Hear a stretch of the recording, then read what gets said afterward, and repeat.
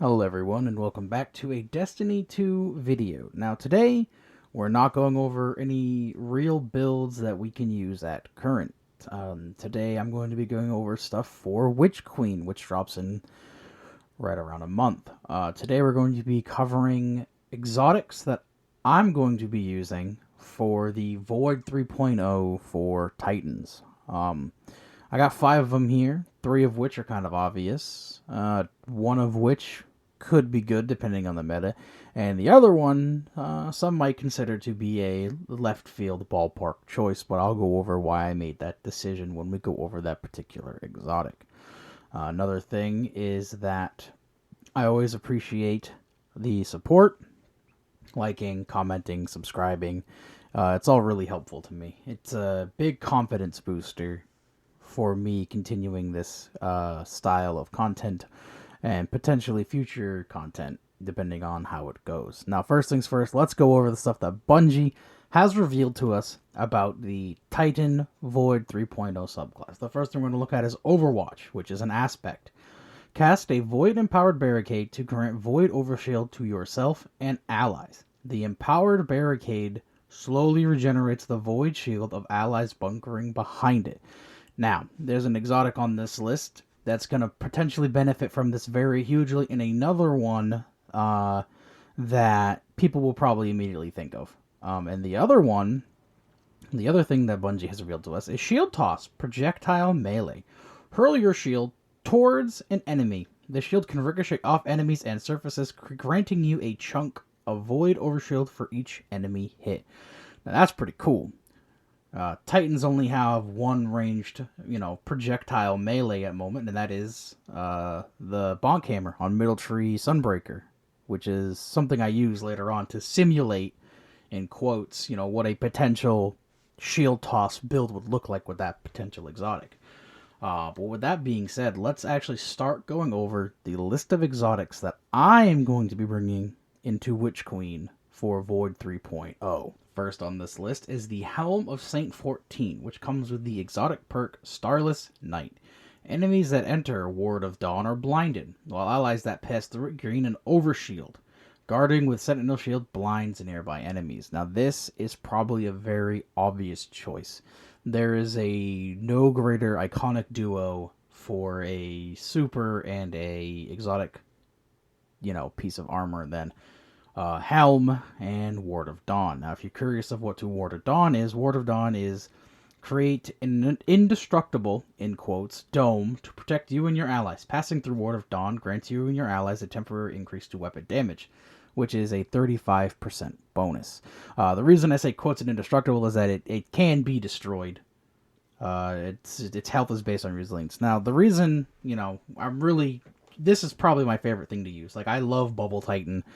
I like Helm of Saint 14 is strapped at all times. Now, the reason I'm curious about this is because of fragments and aspects that could potentially change how Bubble works, functions, the potential Weapon of Light's buffs, debuffs, nerfs, buffs, whatever you want to call it. And on top of that, Bubble is going to be in the same category of Well of Radiance for PvP super regeneration. So you could start running Helm inside of PvP and have one of those unfortunate hunters or warlocks or other Titan push you in your bubble and get blinded and immediately regret their decision. It could be a very good exotic to have with you, even, just on right now, even right now in the current meta with regular bubble, Helm is a very, very solid option. The next exotic on this list is Ursa Furiosa, which comes with the exotic purse Ursine Guard. Move faster while guarding when Sentinel Shield is active. Guarded damage converts to super energy when the super ends. This maxes out at 50%. You only get half your super back. And the super it pairs with is Banner Shield, which is Middle Tree on Sentinel. Guard with Sentinel Shield to create a defensive wall. Allies who shoot through the wall have increased weapon damage, and guarding allies makes the shield last longer. This is basically the same reason I'm bringing in Helm. I want to see what changes they make via the fragments and aspects for Void 3.0 for the Titan to see how well it benefits Ursa Furiosa's and Banner Shield. The nerf to Ursa's was, A slight disappointment to those who use that a lot inside of the Grandmaster content difficulty of things. And overall, I like using the Banner Shield perk, that super. It's really nice. It gives you a lot more mobility than Bubble. It also creates a ton of orbs for your allies. The more damage you take, the more orbs it spits out. And of course, you'll get 50% of your super back if you're guarding allies and taking damage. The big part is making sure you take damage. So if you're using this, do not, and I cannot stress this enough, do not stand inside of a well when you're using this. Because then it won't be taking damage, you won't make orbs, you won't get your super back, and you're left out in the cold without, a quicker usage of your banner shield. So just keep that in mind. Of course, it also has a couple other perks on there which are really fun. The controlled detonators, I believe they're called. I didn't think about this until now. Is when you melee something, it attaches it, they explode.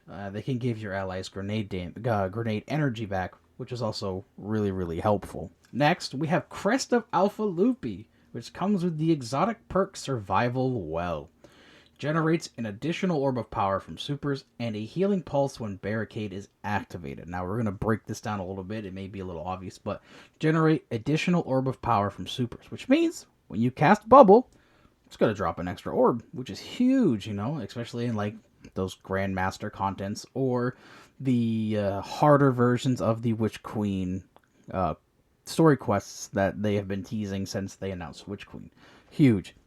That extra Bubble, massive. I remember in a time when there was a 6-stack of Titans running Bubble and Alpha Loopy, it would just be awful. There would be bubbles everywhere, orbs everywhere. It was enjoyable if you were using it, awful if you were going against it.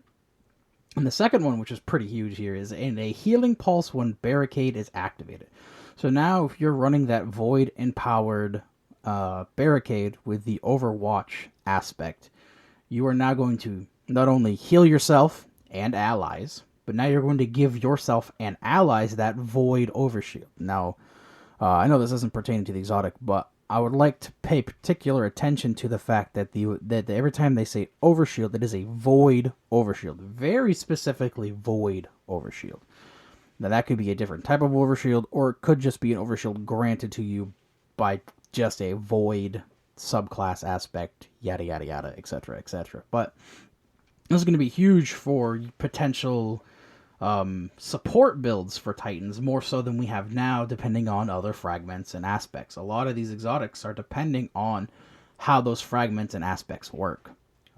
So, just keep Alpha Loopy in mind. It's probably going to be a really good support option in the future for Witch Queen. We then have No Backup Plans, which comes with the exotic perk Force Multiplier.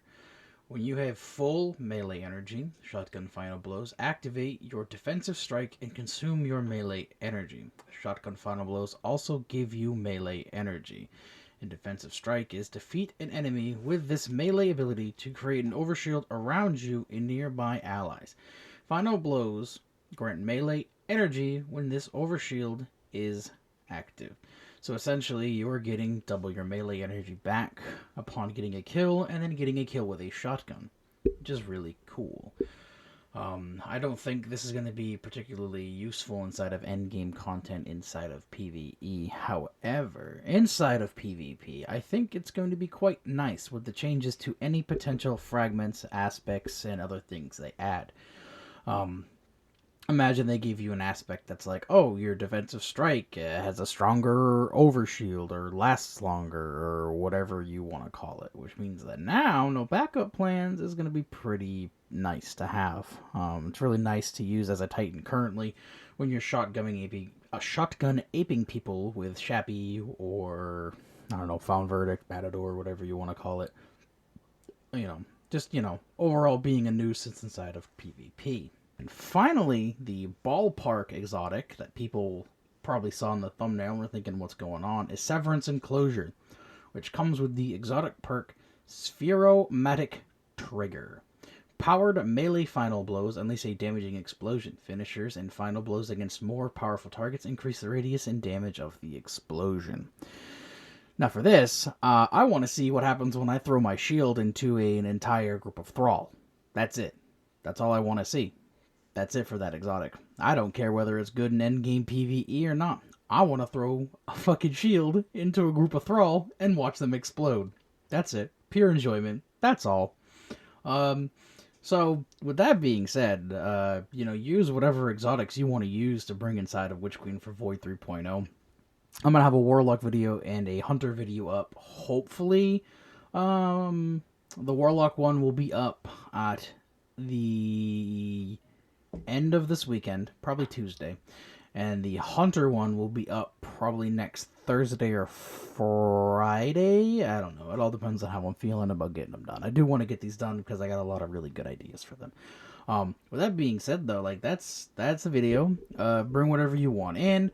I hope you enjoyed. I hope this gave you some ideas. Comment down below which exotics you're going to be bringing into Void 3.0 for Witch Queen. And if you want to see a Titan Void build and a Warlock Void build with this current seasonal meta to bring into Witch Queen to see how it changes. With that being said, I hope everybody has a good time.